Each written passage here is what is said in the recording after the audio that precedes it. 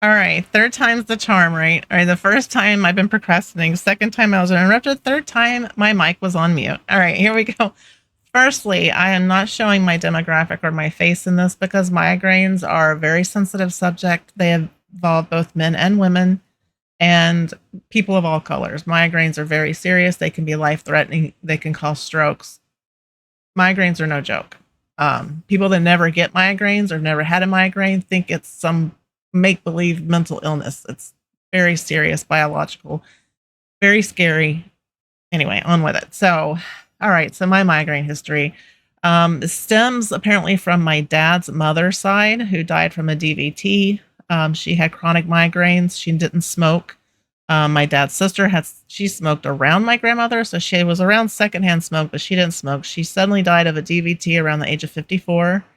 My mother wants to attribute my migraines to a roller skating accident and an ice skating, well, attempted ice patch wannabe an ice skater. I knocked myself unconscious twice as a child. She wanted to attribute that my migraines to those. One was a guy hit me roller skating. So anyway, in my 20s, I was born in the 70s, so we really didn't have MRIs until late 80s, early 90s. They were still very rare in the early 80s. So my first brain MRI was in my 20s, was in the 90s. No lesions, no tumors, no cancer, no lesions, nothing. Brain looked fine. Around 36 is when I had my second scan, about 10 lesions. I was diagnosed with multiple sclerosis. And multiple sclerosis, they don't know everything that causes it, but one of them are attributing to MS and many other autoimmune diseases is a low vitamin D count. Vitamin D is a vitamin from the sun naturally, and it is unnaturally added to milk. I'm also lactose intolerant. Never been able to drink milk. And because of my migraines, I have visual light sensitivity. So I avoided the sun all my life. I was one of the goth children. I was drawn to the dark. It was peaceful. I didn't have headaches in the dark. But therefore I've always had low vitamin D. And with low vitamin D also comes the misdiagnosis of depression. I probably should have had my vitamin D monitored, but that's another big farmy argument altogether. So migraines and then vitamin D and then other things escalate. Um, let's see. I had chronic migraines, and then in my late 20s, I had my first or my only child. I had a child. Then I looked back.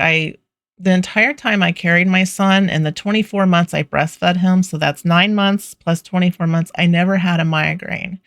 And I realized it's the progesterone that your body produces to keep you from ovulating. And then so I go to my OBGYN and, why the neurologists and OBGYNs don't get together and come up with this, I don't know. I had to figure it out.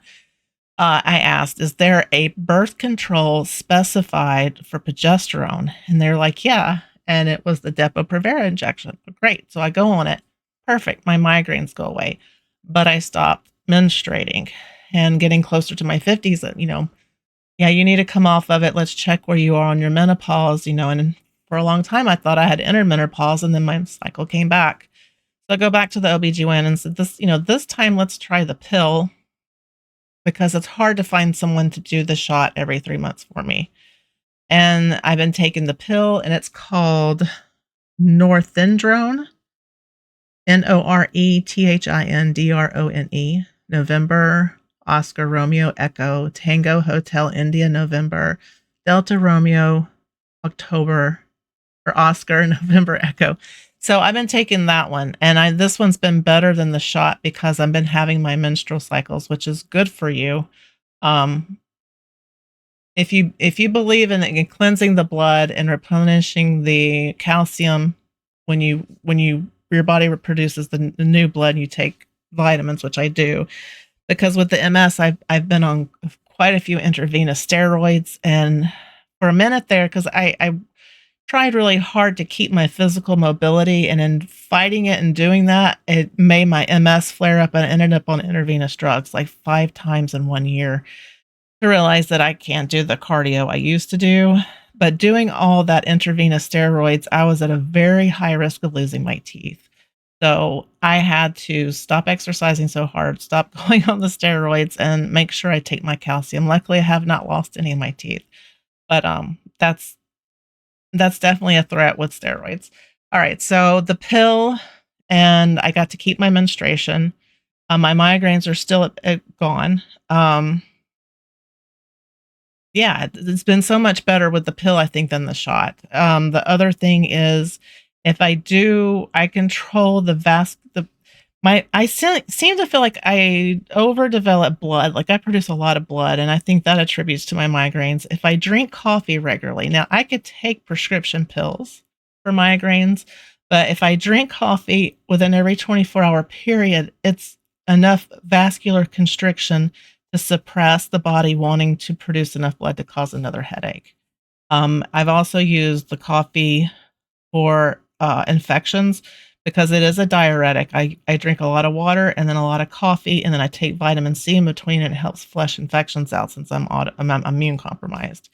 But let's see, that's really about it. The high progesterone for women with migraines, I don't know anything about men's hormones or what you're able to take, but I know for me that progesterone has been amazing.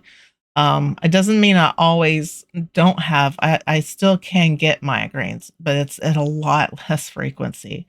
I would say before with migraines, I was probably getting about 20 a month.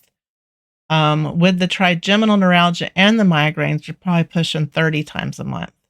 On the birth control, I might be getting one a month now. It's that big. Now the trigeminal neuralgia is not as easy to control. Um, I just have to try to meditate and massage my face, but if you are female, just talk to your OBGYN and your neurologist about progesterone levels. It's been amazing for me. And that's pretty much it. Thanks.